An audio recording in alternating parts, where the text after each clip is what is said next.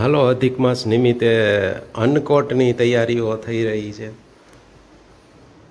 અહીંયા ગોવર્ધન ને અન્નકોટ ધરવાના છે, એટલે એની તૈયારી હંસાબેન કરી રહ્યા છે. ત્યાં જાશે એટલે થોડું ઘણું વિડીયો જો ઉતારતા આવશે તો આપણે આગળ બતાવશું અન્નકોટ કેવાક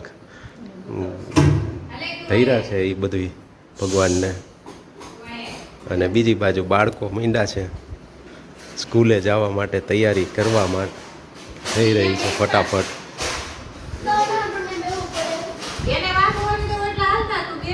હાલ તું તૈયાર તો થઈ જા ફટાફટ. હાલ એ હમણાં રેડી જ થઈ ગયો છે. હાલ, ગૃહિણીઓ માત્ર હોમ મેકર નથી, તેઓ રાષ્ટ્ર નિર્માતા છે, સુપ્રીમ કોર્ટ એવું કહે છે. ભાઈ વાહ વાહ, ગૃહિણીઓ મોજમાં આવી જાય. વાહ, સુપ્રીમ કોર્ટે અમારી કદર કરી. ચાલો, આજે બપોરે જમવામાં તો સવારે જેમ અન્નકૂટ ધરવાનો હતો તે જોરદાર પૂરી છે, બટેટાનું શાક છે, મરચાં અને બટેટાની પતરીના ભજીયા અને પાપડ અને રસ.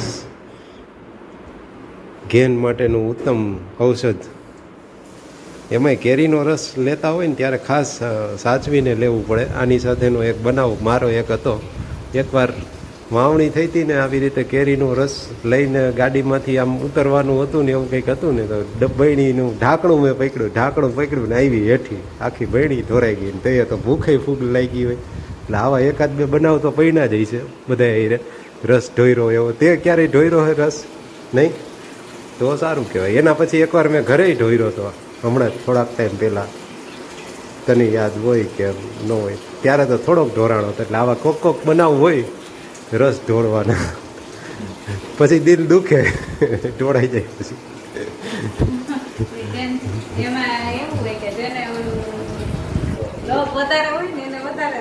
એવું લોભનું જેવું તો ન હોય, પણ એમ કે ભૂખ લાગી હોય ને એ ટાઈમે ઢોળાય ને એમાં વધારે થાય. એ તો દુઃખ તો બધાને થાય. એ તો એમ જ હોય ને, અથાણામાં કાંઈ ન હોય, રસમાં થોડુંક વધારે થાય. ભાવતી વસ્તુ હોય ને એટલે. હા, ચાલો આગળ મળીએ, બતાવીએ. ચાલો, આજના દિવસે ગોવર્ધન પૂજામાં જે અન્નકોટ ધૈરો હતો ને એની ક્લિપિંગ્સ તમારી સાથે શેર કરું છું. તો પહેલાં એ જોઈ લ્યો, પછી આજના દિવસના વિડીયોમાં આગળ વધીએ.